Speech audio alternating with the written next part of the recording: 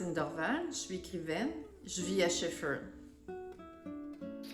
Écrire un roman, c'est voyager à l'intérieur de soi et ailleurs avec des personnages.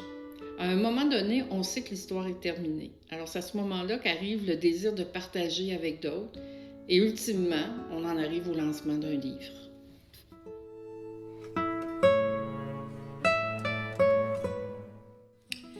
Lorsque je commence un récit, j'ignore où il se terminera, de quelle façon. On me demande souvent est-ce que je connais l'intrigue. Non, je ne la connais pas.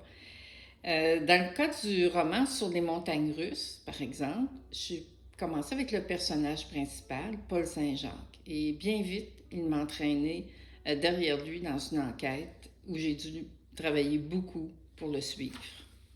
Alors, dans ce cas-là, le personnage principal a pris le contrôle du récit. Il a décidé de changer de vie et il est parti en croisière faire une enquête sur la mer Adriatique, en Italie, en Croatie, sans oublier qu'il est ensuite revenu à Montréal puis à Ottawa. Donc, j'ai dû faire beaucoup de recherches pour parvenir à le suivre dans ses aventures, dans ses déplacements d'une ville à l'autre, d'un rebondissement à l'autre. Pour le roman Le Garçon de Minsk, la route a été complètement différente. J'ai d'abord écrit une nouvelle où les deux personnages, Pierre Beaupré, qui a été adopté par une famille de l'île d'Orléans, et Ekaterina Yankovitch se rencontrent.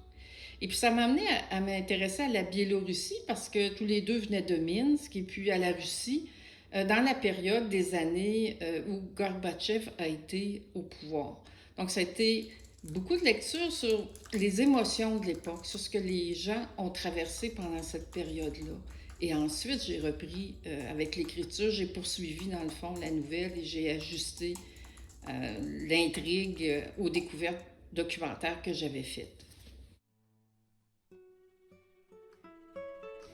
Pour Le Garçon de Minsk, j'ai eu l'occasion de travailler avec un artiste peintre de la région, Yvon Ginchereau, qui a réalisé une toile après avoir lu, bien entendu, le manuscrit. Donc, de son imaginaire à lui, à partir de ce que moi j'avais écrit, il a créé une œuvre qui représente le personnage principal devant un orphelinat et aussi un contexte qui est le soleil noir, au titre de la toile. Alors, ça donne réellement l'ambiance du livre. Ça nous donne aussi une représentation du garçon, qui est le personnage principal, sorti de l'imaginaire d'un autre artiste. Les deux romans sont des romans dialogués, c'est-à-dire que l'histoire progresse grâce aux interactions entre les personnages. Dans ce sens-là, c'est une écriture qui se rapproche beaucoup de notre façon de communiquer ou d'aborder des œuvres cinématographiques, télévisuelles, ou tout simplement la façon dont aujourd'hui les gens communiquent et interagissent au quotidien. Donc, mon écriture est assez nerveuse, le développement se fait par des répliques et on a l'impression de suivre vraiment les gens dans un milieu qui est quotidien.